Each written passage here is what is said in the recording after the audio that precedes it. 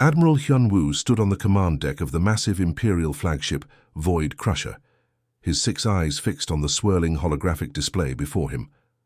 The 3-dimensional map showed a small blue-green world spinning lazily around its yellow star, completely unaware that the most powerful military force in the galaxy was studying it like a predator watching prey.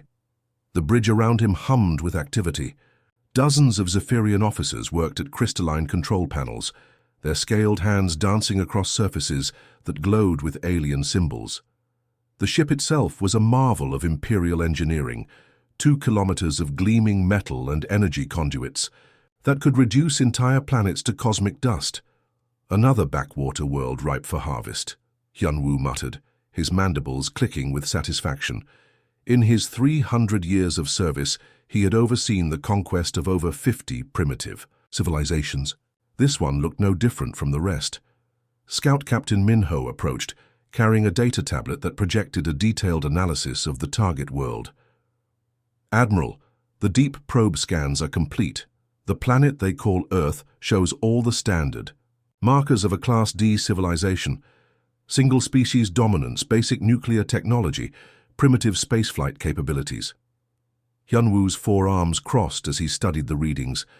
The human cities glowed like tiny sparks across the planet's surface, their energy signatures barely registering on Imperial sensors. Their largest spacecraft were laughably small, metal cylinders that burned chemical fuel like ancient relics. "What about defensive capabilities?" the Admiral asked, though he already knew the answer. It was always the same story. Commander Jin A stepped forward, her own datapad displaying tactical assessments. "Negligible, sir. They have a few orbital platforms around their homeworld, crude constructions made of metal and ceramic, some chemical-propelled missiles, basic laser arrays that couldn't penetrate our smallest fighters' shields. Their most advanced warships are barely the size of our shuttlecraft." The bridge crew exchanged amused glances. Several junior officers chuckled softly at the pathetic defensive readings. These humans had managed to barely scratch the surface of space travel, while the Zephyrian Empire controlled 3 entire galactic arms. "Estimated resistance duration?" Hyun-woo inquired, already calculating how quickly they could strip the planet of its valuable resources. 72 hours maximum, sir," Jin-A replied without hesitation. "That's assuming they choose to fight rather than surrender immediately. Most primitive species see our fleet and capitulate within the first day." Hyun-woo nodded approvingly. The Empire's 3rd Fleet consisted of over 12,000 warships, each one capable of glassing a continent. The humans would take one look at that kind of firepower and realize the futility of resistance. They always did. Lieutenant Su-jin, at the resource analysis station, called out excitedly, "Admiral, the preliminary mineral scans are exceptional. This world has abundant rare earth elements, freshwater reserves, and diverse biological samples. The profit margins will be enormous." The Admiral's mood improved even further. Not only would this be an easy conquest, but it would also pad his military record with another successful resource acquisition. The Imperial Senate would be pleased, and his promotion to Fleet Commander would be all but guaranteed. "Excellent work, everyone," Hyun-woo announced to his bridge crew. "Begin preparations for hyperspace jump. We'll establish orbital dominance within 6 hours of arrival. Begin landing operations immediately after. I want full planetary control by the end of the standard cycle." The crew moved with practiced efficiency, preparing the massive fleet for interdimensional travel. Fusion reactors throughout the ship hummed to life, charging the exotic matter drives that would tear holes in space-time itself. Thousands of fighter craft were prepped in launch bays, their pilots running final systems checks on weapons that could vaporize city blocks. Communications Officer Taemin began coordinating with the other ships in the fleet, his console alive, with tactical frequencies and command protocols. The sight was magnificent, vessel after vessel of Imperial might stretching across the void, their hulls gleaming with the promise of another glorious victory. Just as the fleet's hyperspace engines reached critical charge, Taemin suddenly froze at his station. His scaled face went pale, and his clawed hands trembled slightly over his controls. "Admiral," he called out, his voice cutting through the bridge's normal chatter. "Sir, We're receiving an encrypted transmission. Origin unknown. The entire command deck fell silent. Even the background hum of the ship's systems seemed to quiet. Unknown transmissions in deep space were rare and rarely brought good news. "Put it through," Hyunwoo ordered, his confidence unshaken. "Probably just some lost trader or explorer vessel." The speakers crackled to life, and a single word echoed through the bridge, not in any language the universal translators recognized, but somehow perfectly clear to every being present. The word was repeated in what sounded like dozens of different alien tongues, each pronunciation sending an inexplicable chill down the spines of the hardened Imperial warriors. "Don't."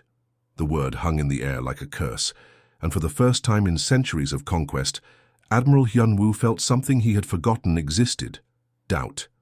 The mysterious transmission's source lay 3 light hours from Earth's outer edge, drifting in the cold darkness like a ghost ship waiting to tell its tale. Admiral Hyunwoo ordered a full investigation team to board the vessel, despite his growing unease about the whole situation. Lieutenant Yoonji suited up in her Imperial combat armor, the sleek black material adjusting automatically to her body. As she prepared for the boarding mission, her team consisted of 12 elite soldiers, each armed with plasma rifles and equipped with the latest scanning technology. They had boarded hundreds of derelict ships before, but something about this one felt different. The shuttle Night Talon detached from the main fleet and approached the mysterious vessel. Through the viewport, Yoonji got her first clear look at the alien ship, and her breath caught in her throat. The design was completely unlike anything in the Empire's vast database of known civilizations. The hull seemed to grow rather than being built, with organic curves that flowed like frozen water. Crystalline structures jutted from the surface at irregular intervals, and despite the ship being obviously dead, those crystals still pulsed with faint energy patterns that made the hair on Yoonji's neck stand up. "Boarding clamps engaged," announced pilot Do Hyun from the shuttle's cockpit. "Atmosphere reading shows complete vacuum inside. Life support systems have been offline for what looks like thousands of years." Yoonji activated her helmet's comm system. "All teams, maintain formation. We don't know what we're dealing with here, so stay alert and report anything unusual immediately." The boarding tube extended and locked onto the alien vessel's hull with a satisfying clang. Yoonji was the first through the airlock, her rifle's targeting system automatically scanning the darkened corridors ahead. Emergency lighting flickered to life as they entered, activated by some ancient sensor system that had somehow survived millennia in the void.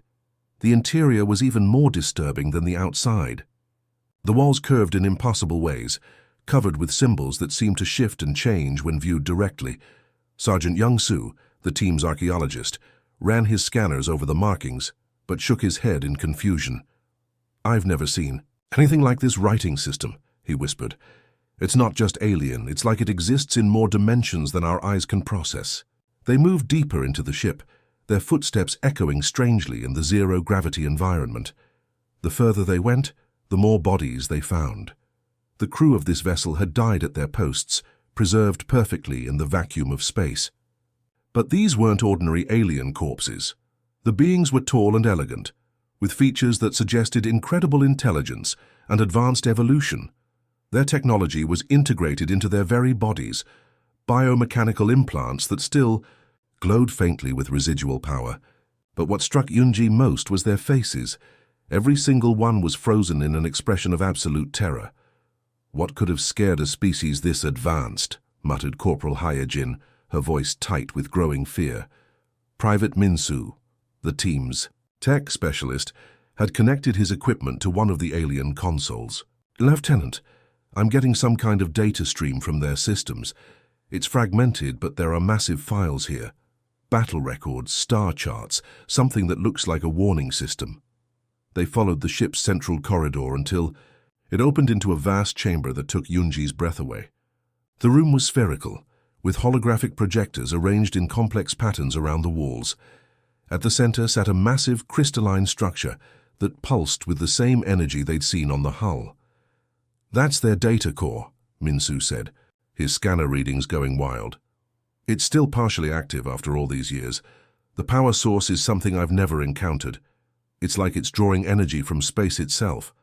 Kyunji approached the central crystal carefully, her team forming a protective circle around her. She placed her hand on the surface, and immediately the entire chamber came alive with light and sound. Holographic star charts filled the air around them, showing the positions of thousands of worlds across multiple galactic arms. But one system was marked differently from all the others: Earth's solar system, surrounded by warning symbols in dozens of different languages. "Recording begins," announced a voice that seemed to come from everywhere at once. The air shimmered and a figure materialized in front of them, one of the ship's former crew members, but younger and filled with confidence rather than terror. "I am Supreme Commander Kai Ren of the Hegemony of Worlds," the hologram stated proudly. "Our civilization spans 10,000 worlds and commands the largest fleet in galactic history. We have discovered a primitive species on a planet they call Earth, and we will add their world to our empire within days." The image flickered and changed, showing another recording. This time, Commander Kyren looked older, more worried. "Initial contact has been unexpected. These humans resist in ways we did not anticipate. They adapt their tactics faster than our tactical computers can analyze, but we still have overwhelming numerical superiority." More recordings flashed by in rapid succession, each showing the hegemony commander growing more desperate and afraid. They don't just fight, they learn from every battle. Every weapon we use against them, they find a way to turn against us. They've somehow converted their entire star system into a weapon. The final recording showed Kyren's face twisted with horror. "We came with 10,000 ships, the mightiest fleet ever assembled. We thought these humans were weak, primitive creatures playing with fire and metal. We were catastrophically wrong. They don't just adapt, they become whatever they need to become to survive. They are not just fighting us, they are becoming us, learning our technology, our tactics, our weaknesses faster than we can compensate." The hologram's voice grew desperate. "To any who receive this message, do not underestimate the humans of Earth. They are not what they appear to be. They are evolution itself, compressed into a single species. Stay away, stay far away." The projection stuttered and died, leaving Yunji and her team standing in the darkness among the mummified remains of a civilization that had once ruled 10,000 worlds. Admiral Hyunwoo stood in the center of his command bridge, the holographic records of the destroyed hegemony still flickering in his mind. But centuries of imperial conditioning and countless easy victories had made him arrogant beyond reason. He turned to face his assembled officers, his four arms spreading wide in a gesture of dismissal. "What we witnessed was nothing more than the death throes of a failed civilization," he announced, his voice carrying the absolute certainty of someone who had never truly been challenged. The hegemony clearly lacked proper military doctrine and tactical superiority. They were probably some minor alliance of primitive worlds that got lucky for a few centuries before meeting their match. Lieutenant Yunji, fresh from her disturbing experience aboard the derelict ship, stepped forward hesitantly. "Sir, with respect, the evidence suggests that the hegemony was far more advanced than we initially believed. Their technology, their fleet size, irrelevant," Hyunwoo cut her off sharply. "The Zephyrian Empire has conquered 3,000 worlds across 50 different star systems. We have never met a species that could stand against our might for more than a few days. These humans will be no different." Commander Jin'e nodded enthusiastically, her own ambition clouding her judgment. "The Admiral is correct. We've seen this pattern before, primitive species telling ghost stories about previous defeats to scare away potential conquerors. It's psychological warfare at its most basic level." The bridge crew murmured their agreement, their confidence restored by their leader's unwavering certainty. After all, they had participated in dozens of planetary conquests, each one ending with the same result: total imperial victory within hours or days at most. "Besides," Hyunwoo continued, pacing before the massive view screen that showed Earth's distant blue glow, "look at their pathetic technology. Chemical rockets, basic nuclear fusion, primitive orbital platforms. The hegemony must have been even more backward than we thought if they couldn't handle such simple opposition." The Admiral activated the fleet-wide communication system, his image appearing on every ship's command screen throughout the 12,000-vessel armada. Attention all units, we proceed with the original invasion plan. Establish orbital superiority. Demonstrate overwhelming force. Accept their inevitable surrender. Standard conquest protocol applies. The response was immediate and enthusiastic. Ship captains across the fleet confirmed their readiness. Weapon systems came online with devastating efficiency, and fighter squadrons prepared for launch. The sight was magnificent, an unstoppable wave of Imperial power that stretched across the void like a metallic galaxy. Hyperspace engines at full charge, reported Navigation Officer Sung Ho. All vessels report ready for jump. Execute, Hyunwoo commanded.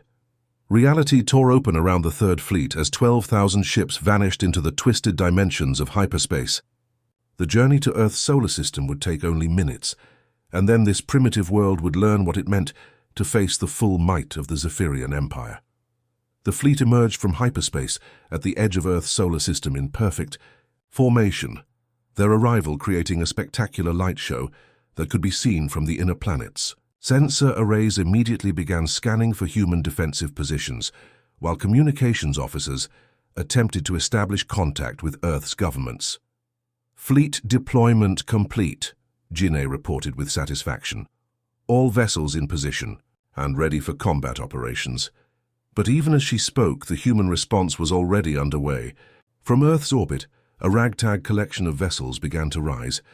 Barely 50 ships that looked like they had been cobbled together in scrapyards rather than proper military shipyards. The human ships were a joke compared to Imperial standards. Some appeared to be converted cargo haulers, with weapon systems bolted onto their hulls. Others looked like industrial mining equipment that had been hastily militarized.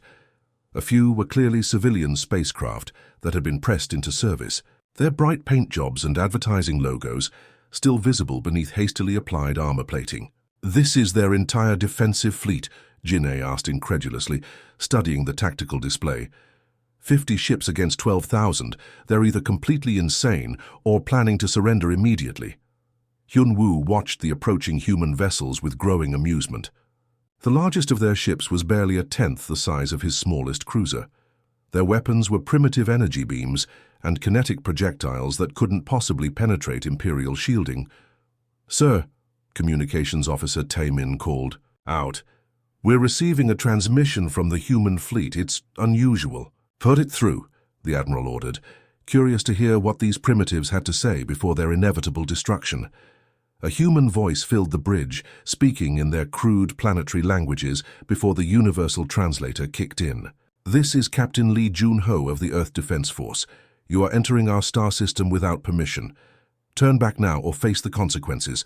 The entire bridge erupted in laughter. The idea that these primitive creatures were threatening the mighty Third Fleet was beyond absurd. Several junior officers had to steady themselves against their consoles to keep from falling over with mirth. "Consequences," Hyunwoo repeated, his voice dripping with amusement. "Commander Jin'e, I think it's time we showed these humans what real consequences look like. Target half their fleet and demonstrate our superior firepower." With pleasure, sir," Jin'e replied, her fingers dancing across the weapons control interface. The Imperial dreadnoughts, Void Crusher, Starbreaker, and Planet Render aligned their massive plasma cannons with the approaching human vessels. Each ship's main battery could vaporize a city, and they were about to unleash that power on ships that looked like flying scrap metal. "Fire," Hyunwoo commanded. Brilliant beams of concentrated energy lanced across the void, each one carrying enough destructive force to crack a moon. They struck the human ships with devastating accuracy, and 25 vessels vanished in spectacular explosions that lit up the darkness of space. The remaining human ships immediately changed course, turning away from the Imperial fleet and accelerating toward their homeworld as fast as their primitive engines could carry them. "Perfect," Jin'e observed with cold satisfaction. "They're retreating just as predicted. Shall we pursue and finish them off, sir?" Admiral Hyunwoo smiled, already composing his victory report to the Imperial Senate. "Of course. Let's end this. Fast quickly and begin resource extraction operations. These humans have learned their lesson about challenging their betters." The Third Fleet moved forward like a tidal wave of destruction. confident in their absolute superiority and completely unaware that they were flying directly into the most sophisticated trap in galactic history. The chase seemed almost leisurely. At first, with the Imperial Third Fleet pursuing the retreating human vessels deeper into their home solar system, Admiral Hyun-woo stood confidently on his bridge, watching the tactical display, as the pathetic remnants of Earth's defense force limped toward their homeworld like wounded animals seeking shelter. Several human ships were clearly damaged from the initial bombardment, trailing streams of atmosphere and debris as they struggled to maintain formation. Their engines flickered intermittently, and some vessels wobbled in their flight paths like dying birds. It was exactly what Hyun-woo expected to see, a broken enemy fleeing in terror from superior Imperial might. Maintain pursuit formation. Commander Jinhye ordered the fleet. Keep them running scared, but don't destroy them yet. Let them lead us to any remaining defensive installations around their planet. The Imperial Armada moved through space like a massive predator stalking wounded prey. 12,000 warships arranged in perfect attack formations, their weapons primed and ready to deliver the killing blow. Scout fighters ranged ahead of the main force, scanning for hidden threats or additional human vessels. As they passed the orbit of the gas giant, the humans called Jupiter, Hyun-woo noticed something odd on the long-range sensors. "What are those structures around the outer planets?" he asked, pointing to several large objects in the asteroid belt. Sensor operator Woo Jin studied his readings carefully. "They appear to be mining installations, sir. Civilian operations extracting resources from the asteroids. Nothing that poses any military threat." The Admiral nodded dismissively. Of course these primitive humans would have crude mining operations. Every developing species needed raw materials for their basic industries. He was actually pleased to see them. It meant more valuable resources for the Empire to claim after conquest. But as the fleet moved deeper into the system, passing Mars and approaching Earth's orbital space, something felt wrong. The fleeing human ships had suddenly stopped their erratic flying and formed up into tight, coordinated formations. Their engines were no longer flickering. They burned with steady, powerful flames. "Sir," Taemin called from his communications station, his voice tight with confusion. "I'm detecting massive energy spikes throughout the system, multiple sources, all activating simultaneously." Before Admiral Hyun-woo could respond, the trap revealed itself in all its terrifying glory. The mining stations around Jupiter suddenly unfolded like mechanical flowers, revealing massive weapon arrays that had been disguised as industrial equipment. What the Imperials had taken for civilian asteroid harvesters were actually heavily armed fortress platforms, their true purpose hidden beneath convincing civilian camouflage. The retreating human fleet turned as one, their previous damage revealed as elaborate fakery. Atmosphere trails that had seemed like hull breaches were actually exhaust from hidden maneuvering thrusters. The wobbling flight patterns had been carefully choreographed to make them appear wounded and helpless. "It was all an act," Jinhye whispered in horror, watching as the human vessels shed their damaged outer hulls like snakes shedding skin, revealing sleek, modern warships underneath. But that was just the beginning of the nightmare. Civilian orbital habitats around Earth suddenly bristled with weapon emplacements that emerged from hidden compartments. Space stations that had appeared to be research facilities or manufacturing centers revealed themselves as military strongholds. Even cargo ships and passenger vessels throughout the system transformed into combat units, their peaceful exteriors falling away to expose military-grade armor and weapons. "They've militarized everything," Woo Jin shouted, his sensors going wild as hundreds of new contacts appeared on the tactical display. "Every structure, every vessel, every platform in the system is armed. The humans had done something no other species in galactic history had ever attempted. They had turned their entire star system into a weapon. Mining platforms became artillery, batteries. Civilian ships became fighters and bombers. Research stations became command centers, coordinating system-wide defensive networks." Lieutenant Yoon-ji's voice crackled over the communications from her fighter squadron, which had been caught completely off guard by the sudden transformation. "Admiral, they're not just fighting back. They're adapting faster than our tactical computers can analyze. Every attack pattern we use, they develop a counter within minutes." The human response was unlike anything in Imperial military doctrine. When Zephyrian fighters attacked in standard delta formations, the humans immediately developed new defensive arrangements that neutralized the advantage. When Imperial cruisers used their proven bombardment tactics, human vessels responded with maneuvers that shouldn't have been possible for ships of their apparent technology level. "How are they doing this?"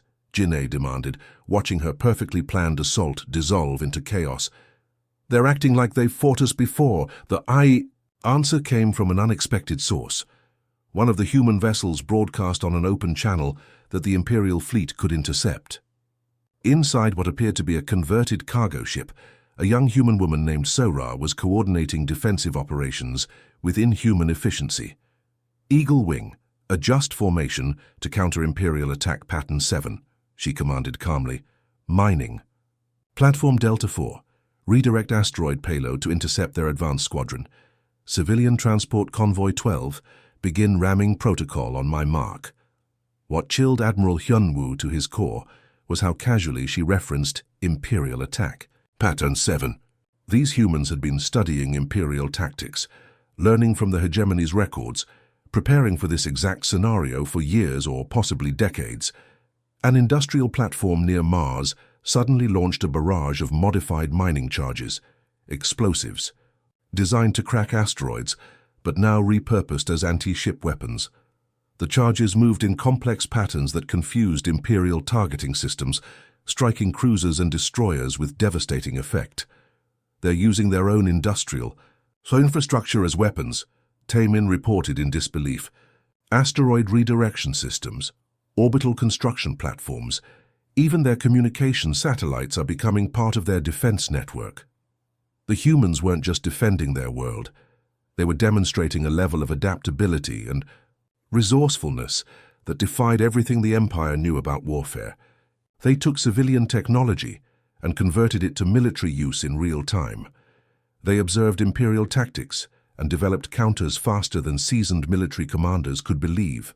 Most terrifying of all, they were doing it while broadcasting their battle across the galaxy, not as a cry for help, but as a lesson for anyone else who might consider Earth an easy target. Admiral Hyunwoo realized with growing horror that he wasn't just facing a primitive species defending their homeworld. He was confronting something far more dangerous, a civilization that had learned from every mistake their previous enemies had made. The systematic destruction of the Zephyrian Third Fleet began with something no Imperial commander had ever witnessed. Before deliberate ramming attacks that defied all military logic, a human cargo vessel named Hope's Dream, captained by an elderly woman called Haewon, accelerated directly toward the massive Imperial dreadnought Star Crusher. Her final transmission echoed across the battlefield as her ship struck the enemy vessel's bridge section. "For my grandchildren and their future," she declared calmly, just before the impact tore both ships apart in a brilliant explosion that lit up the void. What made this act even more chilling for the Imperial forces was that it wasn't a desperate last stand. It was part of a coordinated strategy. Human vessels throughout the system were using ramming attacks as precision weapons, targeting specific weak points in Imperial ship designs that they had somehow identified and analyzed in real time. Admiral Hyunwoo gripped the railings of his command platform as his flagship shuddered under repeated attacks from converted mining drones. Each tiny vessel carried enough industrial explosives to cripple a cruiser, and they swarmed Imperial ships like angry insects attacking giants.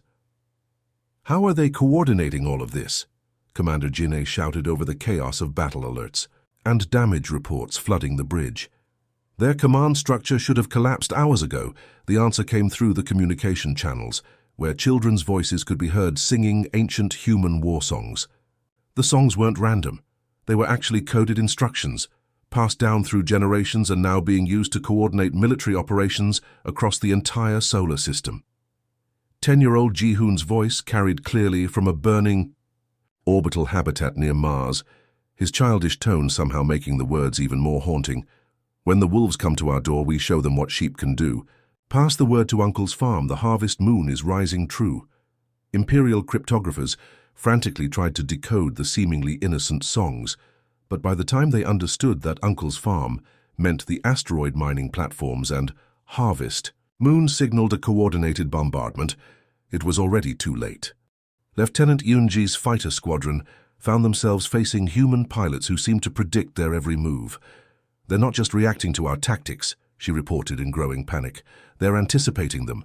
It's like they know what we're going to do before we do it." The truth was even more disturbing.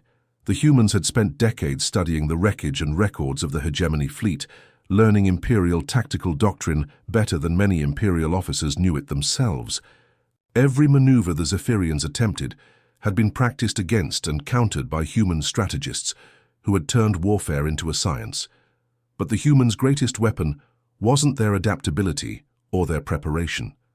It was their absolute refusal to accept defeat. When Imperial plasma cannons destroyed their weapons, they used their ships as weapons. When their ships were destroyed, they used debris fields as weapons. When their orbital platforms were overrun, they turned them into bombs. An industrial construction platform near Venus suddenly reconfigured itself mid-battle, its assembly arms folding into the shape of a massive railgun. The platform's constructor AI, originally designed to build habitats and spacecraft, had been reprogrammed to become a weapon of war. It fired a stream of metal projectiles with such precision that it destroyed 3 Imperial destroyers in a single volley. "They're turning their own infrastructure into weapons faster than we can destroy it," Weapons Officer Kyung-soo reported in desperation. "Every platform we attack becomes more dangerous, not less."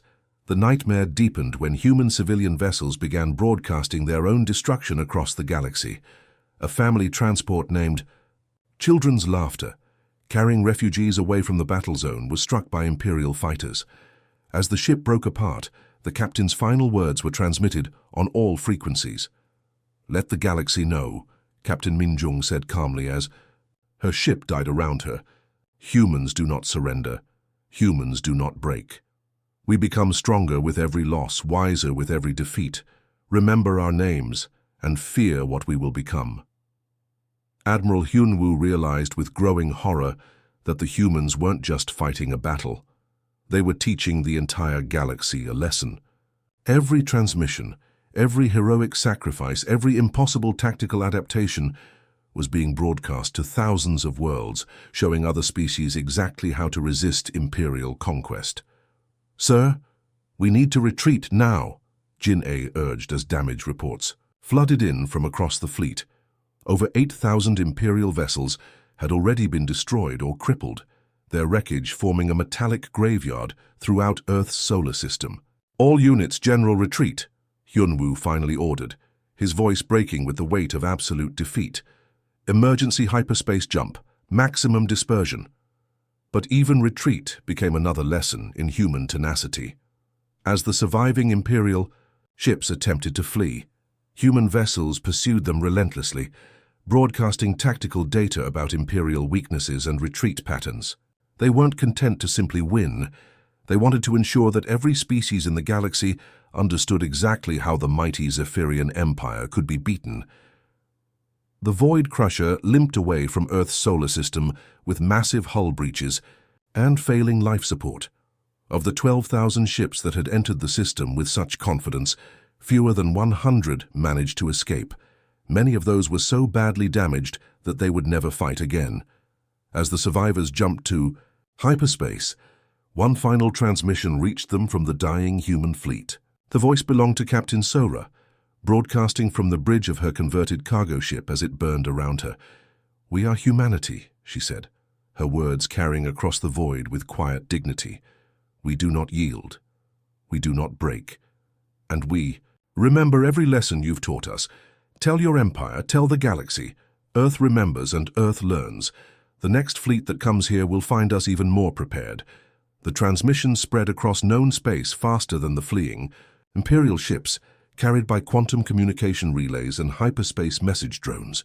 Within days, every major civilization in the galaxy had received the same message, along with detailed tactical analyses of how a primitive species had destroyed the most powerful military force in known history. The humans had done more than defend their world. They had changed the balance of power throughout the galaxy forever. They had proven that technology and numbers meant nothing compared to adaptability, determination, and the willingness to turn everything around them into a weapon.